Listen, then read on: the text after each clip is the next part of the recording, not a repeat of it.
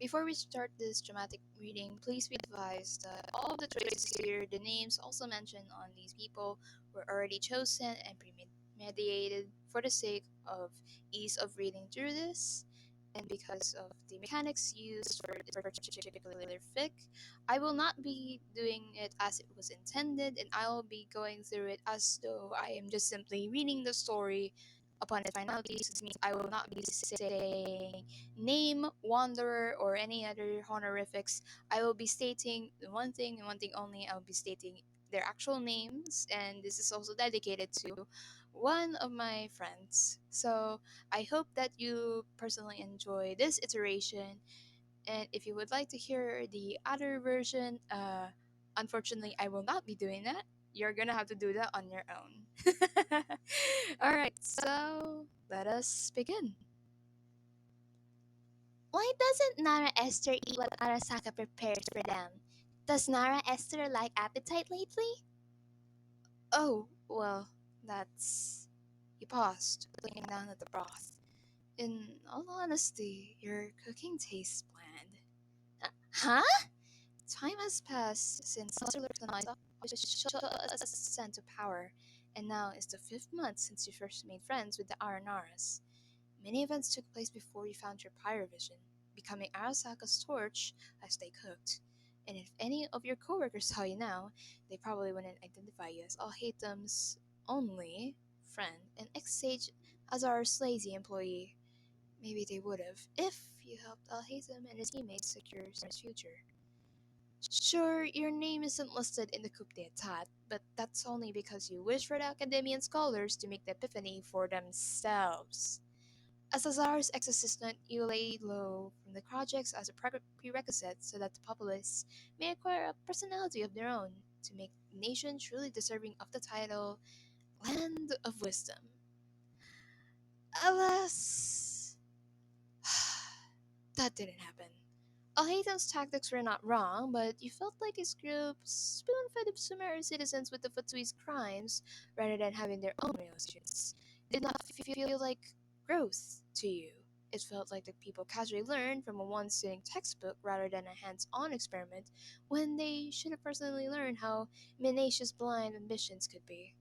In turn, he argued that your ideas were barbaric, and the scholars revolting was not in the realm of possibility. Hence, you did not lend your aid. Perhaps your inaction had pissed him off, but it's more likely that he finds that sending you to Varanara was ideal for his workload. And in some strange domino effect, refraining from helping a coup d'etat meant eating the tasteless food known to man. Since you were personally assigned the senseless top task to patrol and report weather patterns in the area, which is unnecessary and quite frankly boring, you had befriended the infamous RNR's children from Port almost hear your stories about. But the mundanity doesn't hurt your pride as a graduate scholar. It's been fun so far. I'm sorry, Sokka. It's just that I think your food lacks a bit of salt. Assistant Esther! There you are! Both of you flinched, causing Arasaka to topple over. The sound hurts. You snapped your neck towards the sound. An adventurer, Barak, stood with both hands wrapped on her bags of shoulder straps, with a silly grin on her face. You're turning the setting of your hearing aids down. Barak, it's been a while, you spoke. Would you mind not yelling whenever you call for me? Oops, sorry, Esther. I mean, sorry, said Esther. Changing her volume doesn't undo the pain she inflicted on your ears. Gently, you pushed Arasaka behind and elevated jagged roof to cover them. To escape suspicion, you continued to stare at Baharak while feigning sleepiness. What are you here for? The first Roger received a letter addressed to you. The sender doesn't have a name again. It just has this coin seal thing. Please hand it over. Sorry. I mean, alright. After dismissing the loud adventurer and giving her spare Mora's thanks, you waited until she was out of sight. Arasaka suddenly rose and jumped onto your lap, equally curious about what was written on the salt-scented parchment. Arasaka's preppy manners and turned sour as they discovered who the sender was.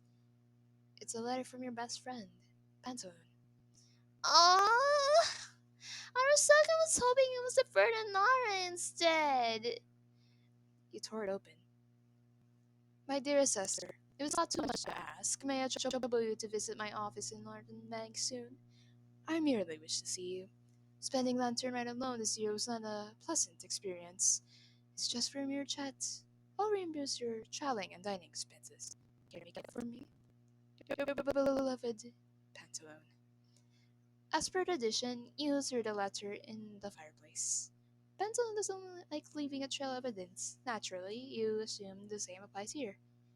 It's never a chore to visit a friend.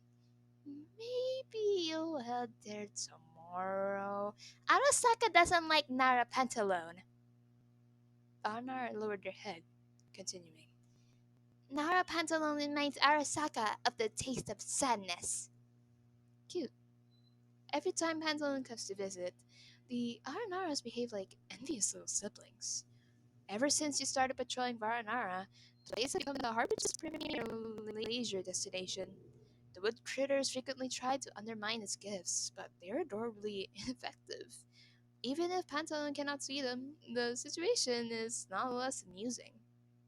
If you remember correctly, sadness means salt to Aranaras, right? Well, I guess you must be incredibly sensitive to smell. You took quite a liking to salt-infused perfumes last year. Don't like perfume. But I am wearing one though. Has the scent been bothering you all this time, Arasaka? No, Arasaka was wrong. Arasaka likes perfume, and Arasaka hates salt. Taste of sadness. The sadness. Oh no! If Pantaloon's smell makes my dear Arasaka sad, then maybe we should drown him in Baronastra. You chuckled darkly, expecting the Varanara to react loudly over your out-of-pocket remark. Of course, salt and narrow make for decent spare rations. You laughed out loud at Arasaka's even more out-of-pocket reply. Out-of-pocket is an understatement. That comment is straight up sounding out of the casket. Before standing up, you ruffled Arasaka's non-existent hair like you would with your deceased sisters. I'll come back in a few days, okay? In the meantime, why don't you read a cookbook? Nara Esther, you're being mean. Just wait. My sisters will make a dish Nara Esther can't say no to. It's a dumb risk. It's a new business venture, dearest. The market for new eyeglasses isn't going to rise anytime soon. Why are you so adamant on opposing this idea? Stagnation breeds petrification, especially in business, does it not? You raised an eyebrow, preparing for a harangue. Just twist the accord, the man spoke softly, accentuating his Watay pronunciation somewhat boastfully. Knowing your disability, he never raises his voice to the point of it hurting. And it is precisely why I want to invest in the ironware conglomerate in Sumeru. Then why are you dropping your prior investments? Because it's the right thing to do. Pantalone is an amazing businessman, but without your counsel, he wouldn't amount to who he is now. Unlike most people, sneakily ambitious are not the words you would describe your visionless friend. Such a moniker sounds insulting given his lack of celestial blessings. And you know, Celestia itself never took kindly towards his well-versed dirty tricks against his opponents. In your humble opinion, the term industrious is a better suited and less backhanded compliment for him. You've known Pantalone? No. Since childhood, your history stretched back so much that you could no longer recall the circumstances of how you befriended him. He acted as your ears when it came to haggling and normal day-to-day chores. As far as you know, he has always been an older brother to you. In times of extreme, you prayed and starved together, scraping by using salt rocks as entrees. There was no one else that made you deafness bearable except for him. With no family left, he was your only beacon of hope. And dear Morax, You'd rather not remind yourself at the time your dead sisters mistakenly ate mud for rice cakes when famine struck. You chose Amurta out of the six great schools for a reason. You can't afford to watch anyone die of hunger ever again. When you began living in Sumeria, you had pledged your allegiance to the region, but never forgot all the toil you had to go through. As a malnourished child, you quickly fell in love with the nation. In Sumeru, healthcare was free. In Liyue, you heard nothing.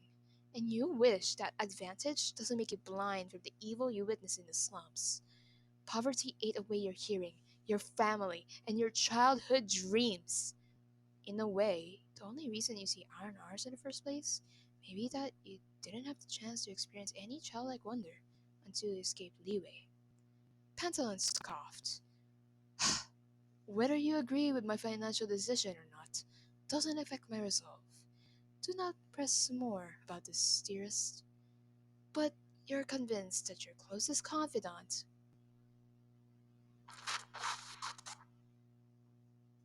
had already perished from starvation long ago. The man before you calls himself Pantalone nowadays, and you lose all sense of indolence whenever his presence looms. When he watched your last sister perish in your arms, an epiphany gave birth to his cold demeanor towards deities. He found it challenging to worship the Archons who had no need for Mora, but were eager to take it away from destitute mortals who needed it as you and your sisters did. The death of your younger sibling was his final straw, and in a sense, you also buried your old friend that night. Unlike Pantalon cannot forgive nor trust the Archons for their broken promises. If Lesser Lord Kusanali had abandoned Withered Forest, Rexabas had abandoned those whose blood and tears cannot amount to any more. You were only allowed to study at the Academia after he decided the former was the lesser evil. Although Pantalon never condemns you for calling him by his birth name, you cannot tell yourself that he and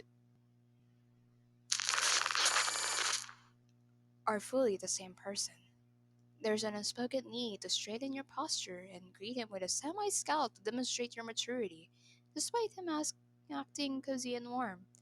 Worse, his lax demeanor never ceases to remind you that, despite his uncomfortable reputation, Pantolin is the only companion you can trust your soul to, even when the world warns you not to deal a contract with the devil. You just want to use new brackets every day. I am a businessman, love. You speared Pantolin with a pointed look. And why Sumeru? Have you landed a deal with a reputable American optician? And why didn't you ask me first? You weren't cornered by Dottore or the Genkan to kickstart an eyeglasses company, were you? He scowled, unamused before firing back without skipping a beat. Summer, 7 years ago, you accidentally bought 6 Bonraku puppets from Inazuma. Your eyes widened. Not this embarrassing anecdote again! Whoa, whoa, now why are you extorting me? So you'd be silenced quicker. Noticiates is slowly exasperating the harbinger, but he never utters the complaint when you're whom he's conversing with. Pantalon cleared his throat with an arrogant smile. In that moment of cessation, you figured that he had a seemingly innocent proposal in mind. Hester, my most dearest Bowray, the harbinger ventured. Pantalone.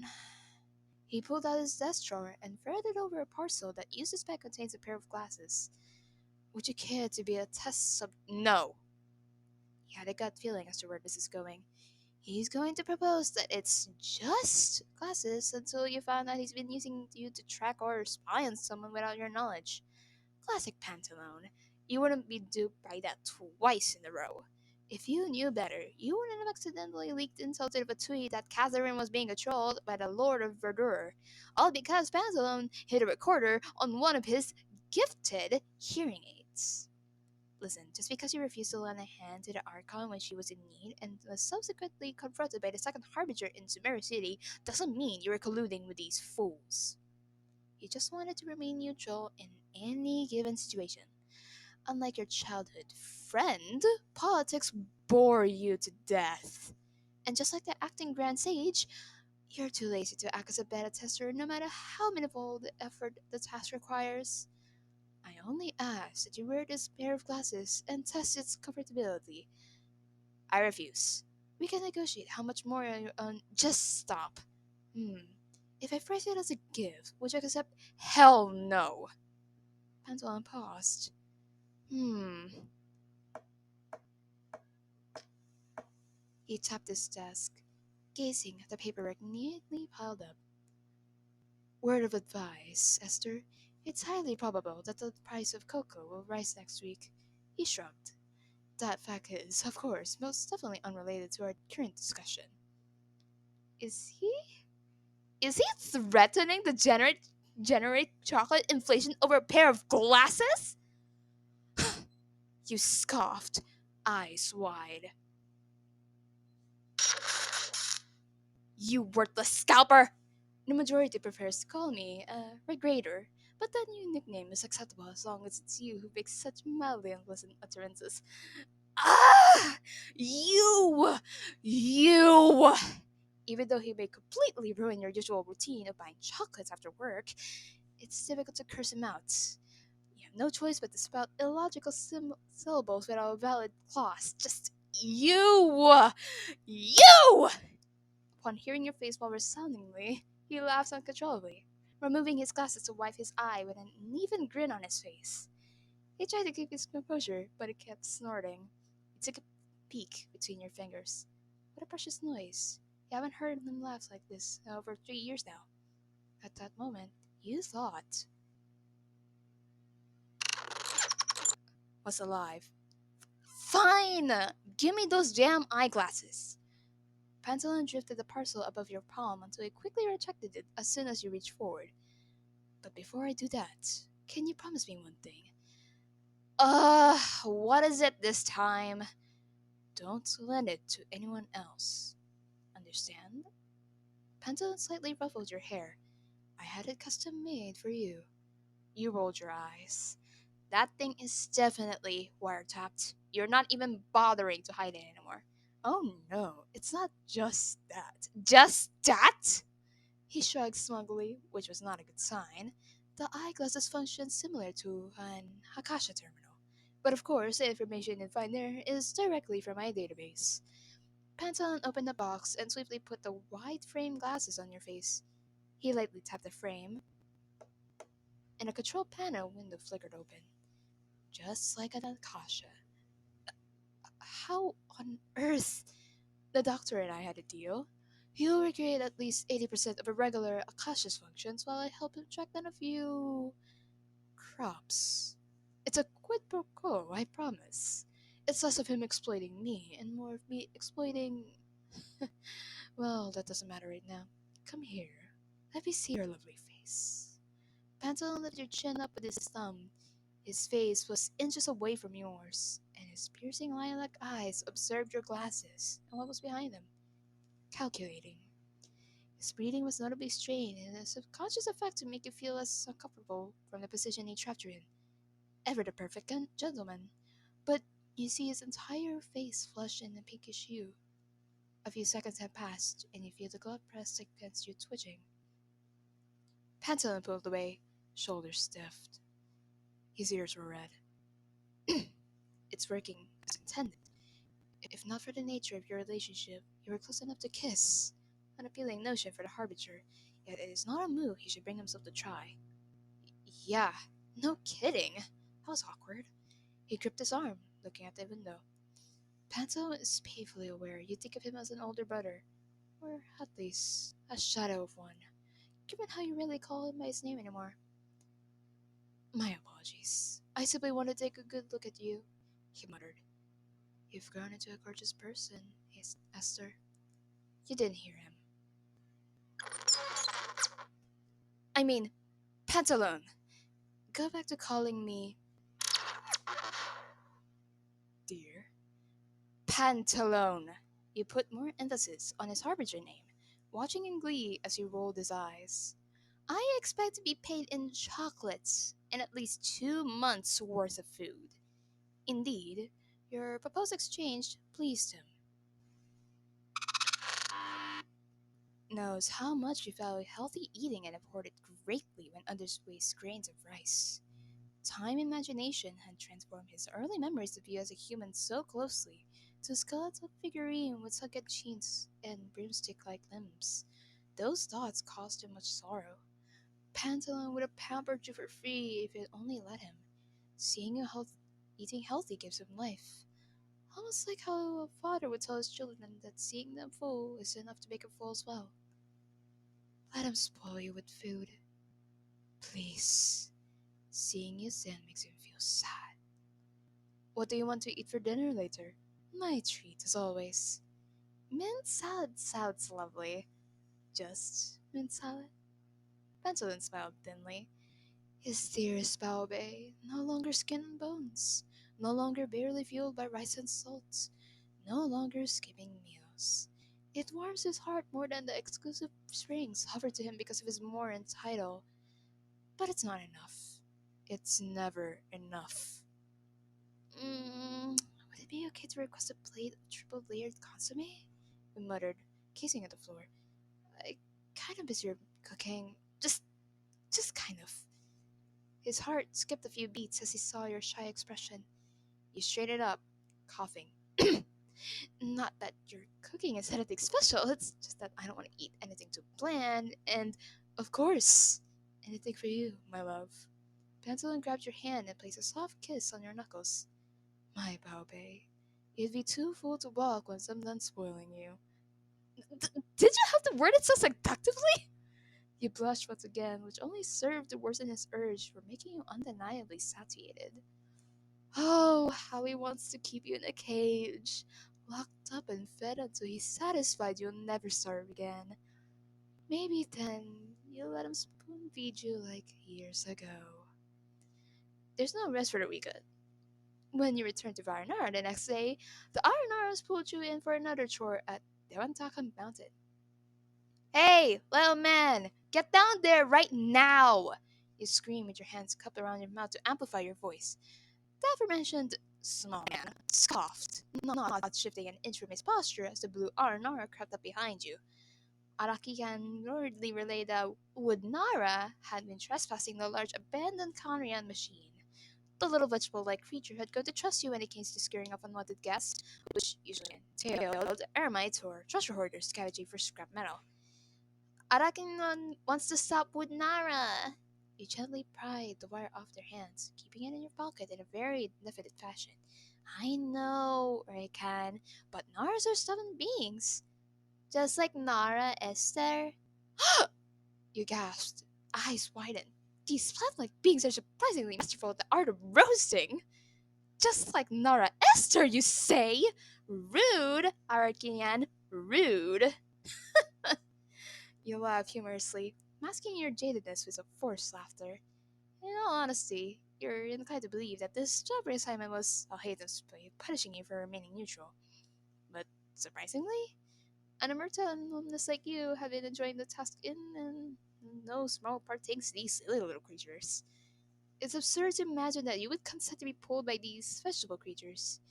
You initially believed that they were Paracosm's product by the lack of stimulation. You once tried to ignore them. Regrettably, that failed facade didn't survive due to a couple of slip-ups. The first to catch you drawing their likeness next to your weather reports was Sarapas. The second was Sarabalika, who overheard you whispering about how powerful they were after they defeated a verdant greater. And then Arama, who heard you humming their songs. They've built up quite a case against you, and you had to mess up before they started giving you a hard time. By hard time, you are referring to how a crowd of tumultuous Arnas huddled up and tugged your hearing aids wires with their teeny hands, essentially, which was what Arakan was doing right now. Get us up there, Nana Esther! Careful, Raycon, you might damage the wire! Suddenly, the hatted man's eyes widened after seeing you. Call it intuition, but it seems like the stole stranger knew who you were. You made an exaggerated loud inhaling sound, turning off your hearing aids momentarily. And then, a scream. Stop! Stay where right you are! Right now! The difference between stupidity and bravery is measured by the outcome, and neither are valuable, so you wish for this. Nara to test out. Al Haytham would have you write 2 pages detailing an incident if the stranger broke something, and 8 more if the machine awakened. And sadly, you're only a small percent less lazy than that man. Despite your words droning childishly, you made no move to approach him. His eyes sharpened, but you felt no scrutiny. This man you've never met wore a blatant look of disbelief. You looked down. Maybe he could see your Ararycan? Hey, can you see them? You swiftly swept Ararycan off the ground, who made a surprised yelp. The man winced.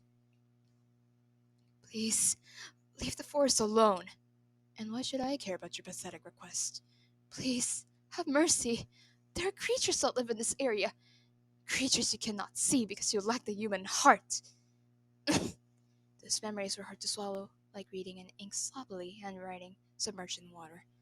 Good riddance. The man, cold in pain, gripping his scalp with his light fingers. You cannot view the expression on his face, nor were you able to verify that he had yelped. The distance between you two was too great to conceive a communication that did not rely on shouting. Nara and Esther, what are you doing? Although your proximity with the Arnar doesn't cause any communication barriers, that didn't stop Arakinian from yelling. For some reason, the stranger flinched after seeing here what appeared to be air around normal people's vision. Perhaps he found your action cringe-inducing, or perhaps it made his migraine worse. Then again, both possibilities are not mutually exclusive. However, you have a feeling he didn't flinch because he saw Arakian. The blue Aranara leapt off from your hands. Arakian is worried. Arakian thinks Wood Nara is going to destroy that giant iron mountain.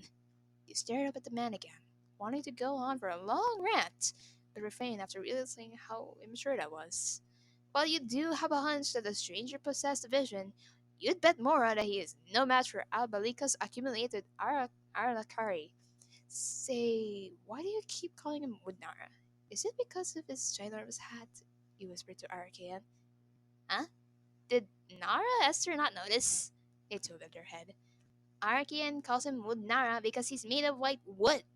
Arakian is not sure if he's a real Nara. Their answers entered from one ear and exited in the other.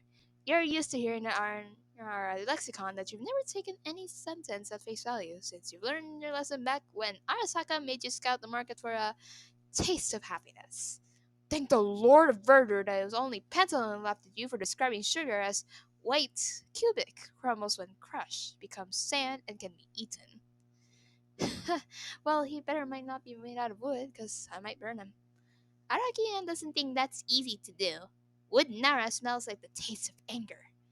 Once again, you ignored their riddled words. You clutched a pirate vision dangling in your cloak's right shoulder, located opposite where Alhaitham placed his. Your skill set does not differ from the Zendra user's repertoire, and you calculated what Bertis you should drop upon teleporting. Grabbing Arakian, you rushed forward. Without making it past the 1 minute mark, you left effortlessly to where the stranger stood. Excuse me, young man, but do you have an investigation charter from the academia? With an unused tone when it comes to dishing out commands, much less an implied threat, your approach wasn't even a fraction of what makes authorities like the General Matra intimidating. Yet, you still tried. You crossed your arms and hovered your hand near your claymore. This stranger gazes up, boasting his soft face and beautiful lilac eyes topped with a complexion quite like a sheltered princess. He had the finest eyes you have ever seen, yet even with a heaven-set face, his eyebrows were knitted. You could see him kneeling on the cold metal of the giant moss and corroded machine. One closer look should have made you hyper-aware that his joints were not bound by mortal flesh, but your heart was more entranced by his classy pupils. We meet again. If that's not a sign, I don't know what is. He muttered inaudibly, hence you did not hear him. Since you also just came back from visiting Liwei and their post-festival fireworks, you've turned your hearing aid settings slower than usual. Bent your knee slightly, offering a hand. Nana Korobiyaoki, he said.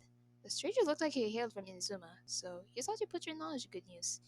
It means, unbeknownst to you, you uttered the same thing in a past long forgotten. I know. Fall down 7 times, get up 8. His gloved hands grasped your own, and tried not to think about how soft yet firm it was as you pulled him up. You grunted slightly from his shifted weight, while he didn't breathe at all. No, I don't have a clearance permit, he said, and I still don't have a heart, if that's what matters to you. You raised an eyebrow. Still? What the hell is he talking about? Our village is miles away from here, but is it possible that the man you're talking to is a mad scholar? That's concerning. You pushing up, using your glasses farther up the bridge of your nose, you try to search for his face in Samara's records, which might be more unlawful than whatever this man's doing. But who is policing anyway? Nothing. There's not a single official record on this man, not even in the Fatui's database. Almost like the man in front of you doesn't exist. What the hell are you wearing? The man sneered. Since when did you have awful eyesight too? No investigation charter, no clearance. Just what do you think you're doing here? He digressed. May I at least have your name? The man tilted his hat up. And why should I stupidly give my information away? Your eye twitched. He kind of reminds you of Arabalika. Maybe if given him a cane, he'll calm him down a bit. I do have a use for your name, awkward stranger. And that is? Writing a report to the acting Grand Sage regarding suspicious individuals. Something to call you, he shrugged with a childlike candor, renewing your request with bold obstinacy. I'd rather not recount this tale to various parties as that one time an awful little man tried to pry open a giant machine and failed. Is that a laugh? How childish. Even if you don't know my name, your friends, assuming you have some, will remember me by that stupid description. I mean, it's a memorable first impression. He met his gaze smugly. But why are you hiding your name, hmm? Suspicious. It's called protecting one's privacy. Something you don't understand. How rude of him to make assumptions about you. Are you some covert government official? No. Then what? Are you some inhuman being? He didn't say a word. Something tells you that the answer is close to your hunch. Tinovion, he muttered. Once again, you did not hear it, so he spoke louder. That's my name. Don't you dare make me repeat it. Tinovion. He missed the way he tipped his hat, hiding an uncontrollable smile from your view. Tinovion. That does sound like a fitting name. It reminded you of a character from a franchise or a mythological tale you thoroughly enjoyed as a teenager. It might be rude to share that information, though. You're not certain how this bratty person would react upon hearing that his name might as well be the name of your Lotus from a botany class. Normally, Tinavion would snap a "speak up, is there something wrong with my name?" but listening to hushed whispers or sounding silence after his many introductions. But you're different for a reason. There was no way in hell he would take the traveler's suggestion over a name you had given him. Ararycan tugged your pants. Hey, don't just stare at him, Nara Esther. Tell him to leave. Ararycan trashed around. Nara Esther must be a brave Nara if you like the taste of anger. Tinovion is the taste of anger? Is that what Ararycan was trying to say? You blush. Fake coughing behind your hand. You wouldn't say it reminded you of the taste of anger, especially when that winsome face. If anything, his appearance looks a lot like the Bunraku dolls you accidentally bought years ago. Well, Tinavion, it's nice to finally put a name to a face, he said. But this is a dangerous area. What are you doing here? I just want to look for traces of the doctor. Tinavion crossed his arms. Unfortunately, I can't pry this stupid machine open. The doctor? Who's that? The harbinger who sits at the second. Ah, the outcast. I see. You shook your head. Wait, no, I don't get it. What does he have anything to do with this machine here?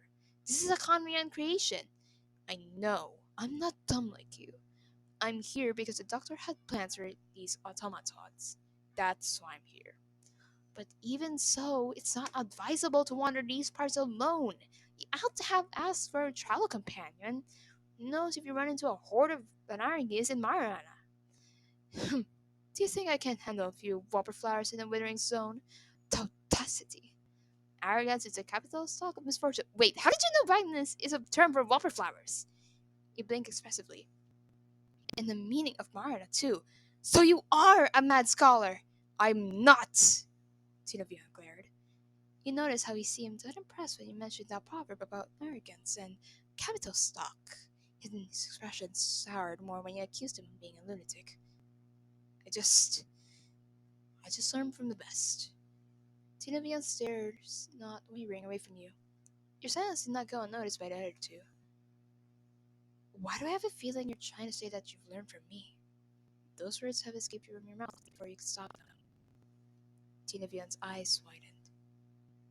Can you remember? Remember? He frowned, eyes reflecting in disappointment.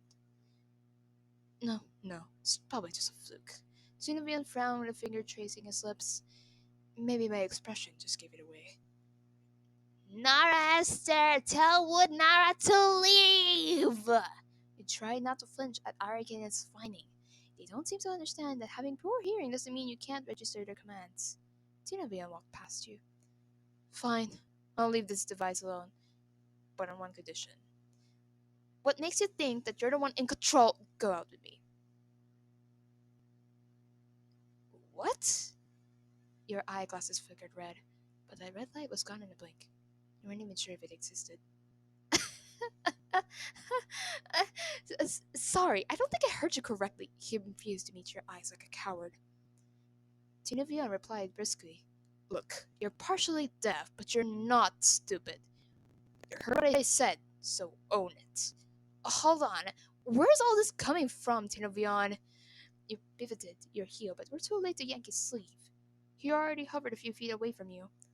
I'll come to visit this place more often, Tinovian smirked. You'll still be here at the upcoming festival, right? Mark your calendar. That's our date. Hey! You can't just... And he's gone. Despite his abrupt parting, you couldn't help but smile over such a cheeky encounter, completely forgetting how that man rummaged through a giant machine you're standing on without a permit. Something tells you that you'd see him more often. And you did. Zenobia never failed to visit you at 10 a.m. sharp every day, until there was only one day left till the next Sumera festival. At first, you thought his eccentric personality would just make the following days unbearable, but he was rather civil, just sharp-tongued. He would show up wherever you wandered in the forest to disseminate knowledge about the local flora and Sumera's history. Some of them you already knew, while others had you wondering if you knew about adventure. When you tried to interview him for a report, not a trespasser, but as an assistant, you only purposely lightened the atmosphere to get honest response from him. When you jokingly asked who he was, his reply was unsatisfactory. Who I am is not carved with stone. Someone wise told me that it's an inflexible concept and it's easier to understand through a story. But even then, you'd only see a fraction of that person is.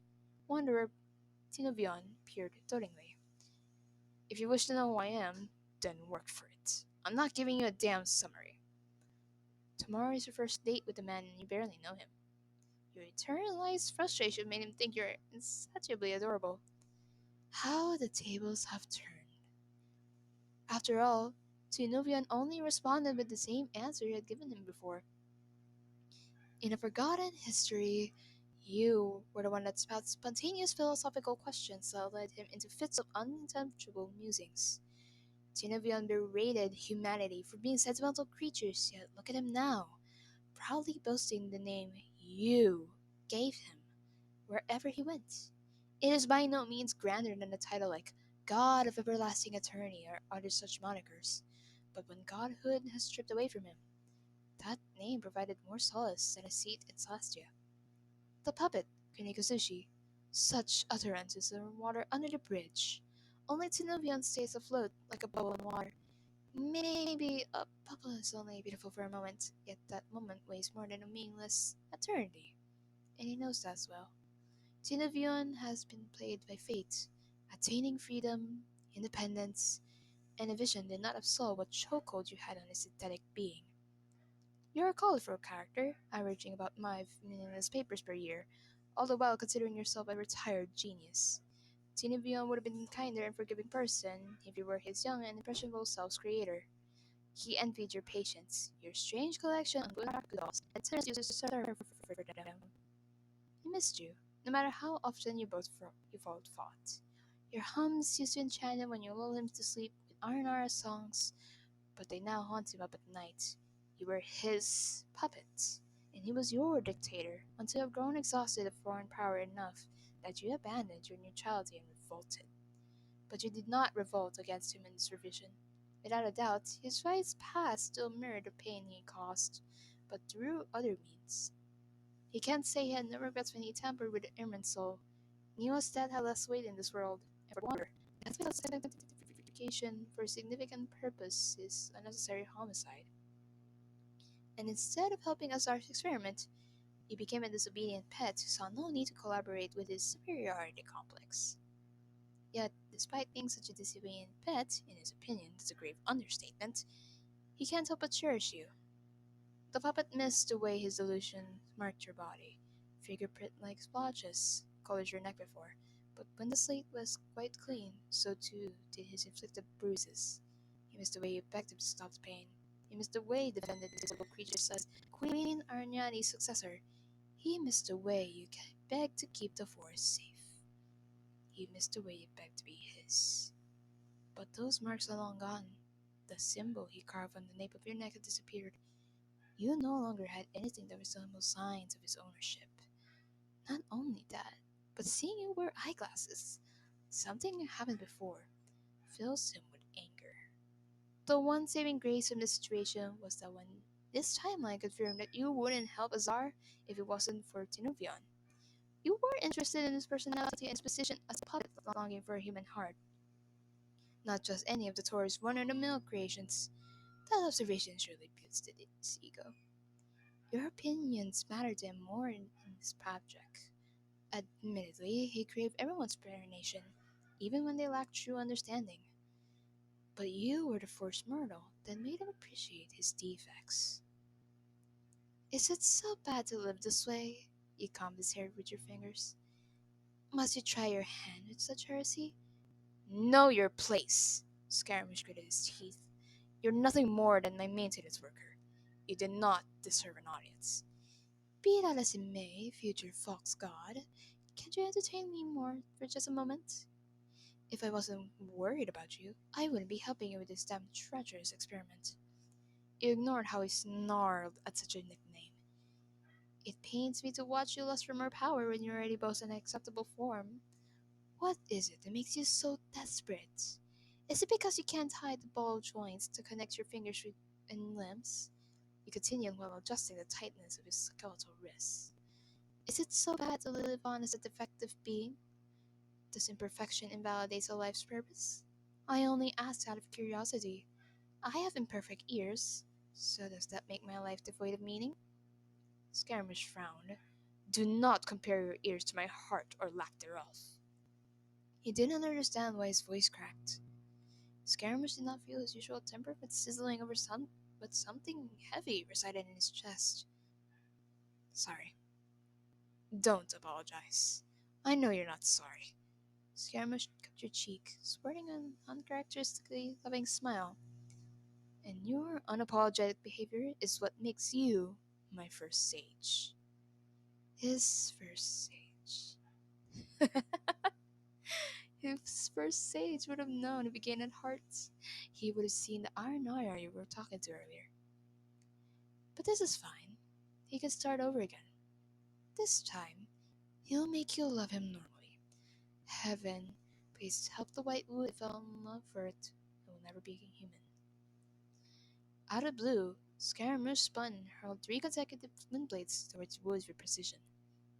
Be that as it may, the walking salt is surely more pathetic. The trees grunted, but Tinevion did not miss the smell of salt-infested perfumes. What a shame. The next Sumera festival, your date, is tomorrow, yet there will always be those who lurk in the shadows to see the mighty fall. Pantalone. The X6 Harbinger snarled with unfathomable familiarity, which was the complete opposite of the Ninth Harbinger, who coldly greeted him like a new enemy. Good afternoon, Genovion. Pantalone pulled out a gun from his hidden holster. No hard feelings, sir. The businessman smiled thinly. I am but a simple man eliminating a love rival. You see, it's not nice threatening to steal someone's possession. How annoying. He never liked this friend of yours. He much preferred the one that planned the coup. Pantalone was not a coworker scaramouche like, much less a rival. This ambitious man was always a parasite, pretending to be worried while threatening to withhold project funding behind your back. The scaramouche will never forget how he boasted insolently that he had known you longer, as if eternity would be enough to make up for it. You never change, mortal. I knew something was off about Esther's glasses. Hmm, is that so? Pantalone pushed him up closer, reminding Skirmish that he's no terrible shot. How strange. In any case, I quite frankly don't care what you know or do not know. He pulled the trigger as Skirmish stomped his feet. Only a few knew what happened in Vanarana that day, but there was one thing the Force remembered. Before either of them parted, a loud bang echoed that even deaf trees can't miss. You woke up from Arha's house, which was the only comfortable place to sleep in Varnara, after passing out from the tumultuous loads of paperwork sent directly by the Baharak. She joked that at that point maybe she had been bad omen for you, and you confirmed her suspicions.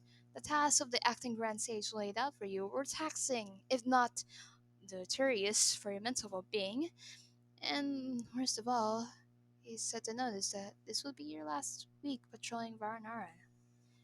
When you spread the announcement, the RNRs were silent by the news. Even our Balika was unimpressed and asked if we can prolong your services. Alas, it can't be refuted. Noticing how tired you appeared, the village chief immediately commanded you to sleep while you pretended not to hear whispers of a surprise farewell party. Considering how the place looked positively empty this morning, you'd wager that they're busy working on it. But you do smell that someone's cooking right now. The enticing scent emanating from a large pot. As you sauntered closer, you noticed how Arasaka was tending to the food. The Aranara gave you a friendly wave that you didn't reciprocate. It's rather chilly in Aranara in the mornings. The sleeves of your jacket were comfy. Good morning, Nara Esther. Good morning, Saka. That smells delicious. You smelled bittersweetly. Really? Glad to hear it. One of Nara Esther's friends helped gather the ingredients. That Nara was good at hunting down prey. One of your friends? You haven't introduced a lot of people to the Aranaras. That can only mean it's either Baharak, Pantalone, or Tinovion. And you can safely remove the first one since they're positively busy with guild matters. Huh, but those two can't see Aranars. Does that mean they stole Pantalone or Tinufion's game? Yeah, imagining either of them getting confused as to why their hunted board gone missing feels like a sight to see. You took the ladle from Arasaka's hand and sipped the warm liquid. Oh, hey, this tastes pretty good. Arasaka is glad to hear you liked it. Nara taste buds are hard to please. He took another sip as Arasaka watched. The warm soup went down smoothly, but the aftertaste had a serpent-like bite to it. Taste akin to red sorghum's Pantalone would down whenever social drinking was inevitable. Your only critique was that it would have been a refreshing experience if there wasn't a rocky object stuck between your teeth. You awkwardly picked it out and saw a small hint of salt between your fingers. You stared at Arasaka. Strange. Something feels off. This doesn't taste like happiness. It tastes like. You shivered, and yet the R&Rs around you still had that same painted smile. Does Nara Esther like the taste now? The taste of friendship? Friendship? No, that can't be it. The spoon splashed back into the bowl. He didn't say a word, only stared at the boiling pot. You knelt, grabbing both handles to take the bubbling liquid. With trembling hands, you picked the spoon back up and swirled the contents. Nothing was of note, until you scooped something from the very bottom and found thick strands of dark hair. A very familiar strand of dark hair. You adjusted your glasses in an attempt to find out where this human hair came from. Nara Esther likes the scent of salt. So my sisters added him in. Arasaka innocently cheered. Your heart dropped. You turned pale, gagging. No, it can't be. You did just eat? So, Nara Esther, does our cooking taste bland now? Him? Oh, Nara Esther's friend is approaching. Don't forget to thank him for the food. So, Nara Esther, did you enjoy what I have prepared for you? Knock, knock.